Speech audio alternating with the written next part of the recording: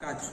Donc, si on avait rempli le tableau ici, vous devez se rendre compte que le tableau respecte la procédure. Ici, ce serait combien? 8 milli, 12, 16 et 20. Donc, la pression, là, on aura à avoir 7, 7,5. 11. Le tableau, c'est 11,5, là-bas 3,5. 3,5, c'est ça, non? Ok, 11,5. Non, pas 3,5. Bon, on y va avec les approximatifs. 3,5 va donner 7 pi. On y va. Suivez. Donc, pendant les TP, vous allez faire quoi? Vous prenez la sortie de pression. Vous mettez sur le capteur. Alimentation, on a vu ça, c'est le plus. Le transmetteur alimenté comment? Le plus vient là, il rentre dans le transmetteur, il va prendre les informations, ça sort par le moins. Vous voyez? Et le moins là va se transformer en plus parce qu'il va rentrer ici pour le plus. Et il va sortir en moins pour venir directement dans la boucle du générateur au moins là-bas. La même chose que l'ampèremètre, vous le câblez pareillement. Maintenant ici, vous avez la purge en bas, là, le petit orifice là. Si vous pompez, vous allez ressentir qu'il y a un petit son. Ça veut dire que la purge n'est pas fermée. Vous allez fermer la purge. Et ici, vous allez réduire. Pourquoi? Pour vous permettre d'avancer vite en pression. Vous réduisez ici. Vous avez vu? Vous avez là une pression qui est piégée. Celle-ci, on fait quoi? On ouvre ici.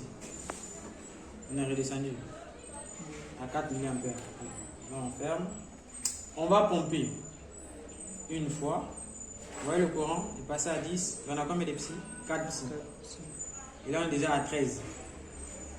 Si c'était connecté avec le convertisseur ici, il devait avoir une pression qui va au niveau de la vanne. Donc, vous pompez, vous avez le courant. On va essayer d'arriver à 20 milli.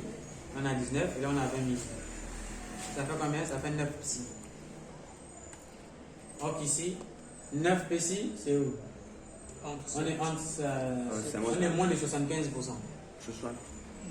Donc ça veut dire que ce transmetteur doit être calibré. Est-ce que vous avez suivi? Mais on vous dit à 20 mA, on a 9. On est à 20 mA, on devrait avoir combien? 15. Le livre vous donne ici 9 PSI. Donc avec cet appareil, vous basculez 9 PSI, vous prenez une partie en bas, vous changez. L'unité qui est ici doit correspondre avec l'unité de mesure du transmetteur. C'est bon? Oui, monsieur. Bon, on va reprendre les explications à tête posée. Et monsieur, il faudrait se redonner le circuit de... Sur le pressostat, c'est une. La pompe, c'est celle-ci. Pompe manuelle. Cette partie, oui. Pompe manuelle.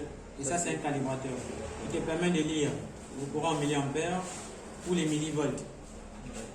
Et si ça te permet de changer les unités, faire le 0, le reset. Le calibrateur et la pompe sont réglés par là. Ils sont directement. C'est réglé pneumatiquement ici. Ah, okay. Pas directement. Vous allez voir les autres pompes que je vais apporter. On les raccorde. Ça peut me quitter. Vous pouvez mettre un gamme à ici. Mais cette pompe-là, on l'utilise aussi pour plusieurs types de simulation des pressions. Donc, ce qui est bien ici, c'est que lui-même, il a un manuel incorporé. Vous avez vu le pressostat, non? Si on prend ces deux bouts-là, on met ça ici.